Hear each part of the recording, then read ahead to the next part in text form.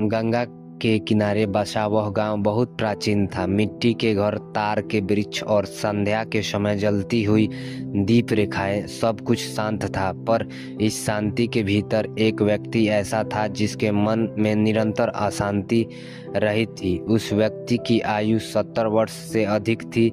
पीठ ढुक चुकी थी, घुटनों में वेदना रहती थी, आंखों की चमक मंद पड़ गई थी। लोग उसे केवल बूढ़ा कहकर पुकारते थे, मानो उसका कोई नाम ही ना रह गया हो।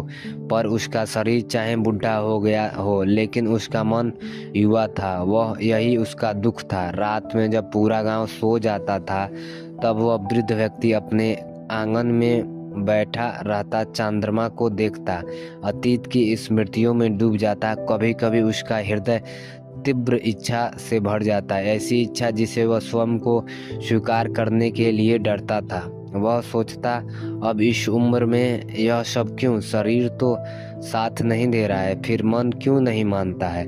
आंतरिक संघर्ष। वह वृद्ध कोई दुष्ट व्यक्ति नहीं था। उसने जीवन में परिवार बसाया था, समाज के नियमों का पालन किया था। पर मनुष्य का सबसे बड़ा संघर्ष बाहर नहीं, भीतर होता है। युवा अवस्था में जिन सुखों को उसने भोगा था, वे अब स्मृति बनकर उसके मन में बार बार उभरते थे। वह जानता था यह उचित नहीं है, यह शोभा नहीं देता। पर जानना और मुक्त होना दो अलग अलग बातें हैं। कभी वह स्वयं से घृणा करता, कभी स्वयं पर क्रोध, कभी वह ईश्वर से प्रार्थना करता, मुझे इस इच्छा से मुक्त कर दो। पर प्रार्थना के बाद भी इच्छा फिर लौट आती। बुद्ध का समाचार। एक दिन गांव में समाचार फैला, गौतम बुद्ध अपने शिष्यों के साथ पास के वन में ठहरे हैं। जो उन्हें देख आता वह कुछ बदल जाता और लौट कर भी नहीं आता। बुद्ध व्यक्ति ने पहले अनसुना किया। उसने सोचा, मेरे जैसे बूढ़े अब क्या बदलेंगे? पर कई रातों की बेचैनी के बाद उसने निश्चय किया कि यदि जीवन में अंतिम बार किसी के सामने सत्य स्वीकार करना है, तो वह उसी के सामने करूँगा जो ना तिरस्कार करेगा, ना उपदेश, ना थोपेगा। भेंट। अगली सुबह वह लाठी के सहारे वन की ओर चल दिया। वृद्ध बुद्ध एक वृक्ष के नीचे ध्यानमग्न बैठे थे। उनका शरीर स्थिर था, पर उपस्थित सजीव वृद्ध व्यक्ति ने दूर से ही उन्हें देख लिया और बिना कुछ कहे उनकी आंखों में आंसू बह निकले।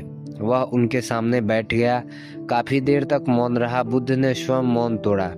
तुम बहुत थके हुए लगते हो। बस यही एक वाक्य था, पर उसी क्षण वृद्ध का बांध टूट गया।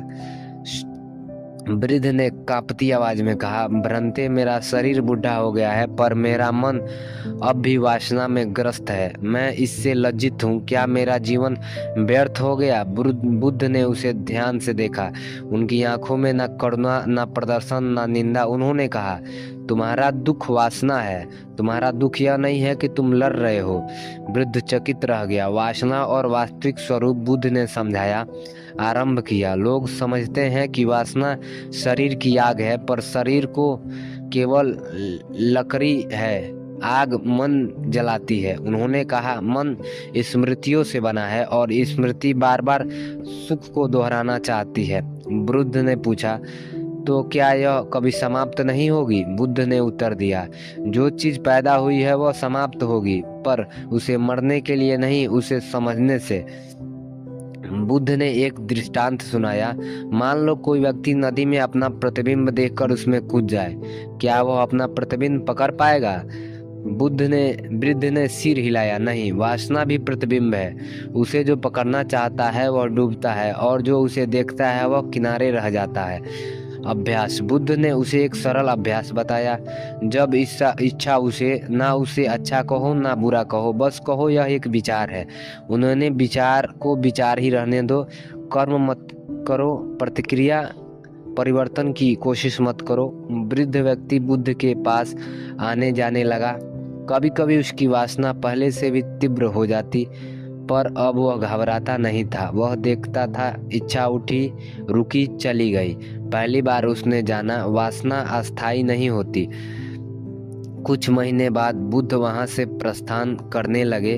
वृद्ध व्यक्ति अंतिम बार उनसे मिलने आया और उनसे कहा, भ्रंते, वासना अब भी आती है, पर अब वह मेरी स्वामी नहीं है। बुद्ध ने उत्तर दिया, तुमने उसे जीत लिया, वो भी बिना युद्ध के और मन को नियंत्रित करके। बुद्ध के इस कहानी से हमें ये सीख मिलती है कि मतलब निरंतर अभ्यास, कठोर साधना के बल पर वासना को भी काबू में किया जा सकता है। अच्छे समझ और समझदारियों के साथ बुद्ध के उपदेशों के कारण उस वृद्ध बूढ़े व्यक्ति ने अपनी वासनाओं पर विजय प्राप्त की। हमें उम्मीद है कि आपको ये कहानी पसंद आई होगी। ऐसे ही बेहतरीन कहानी सुनने के लिए हमारे चैनल के साथ बने रहिए। हमारे चैनल को लाइक और सब्सक्राइब जरूर कीजिए। मिलते हैं एक नए वीडियो में, तब तक के लिए धन्यवाद। राम राम।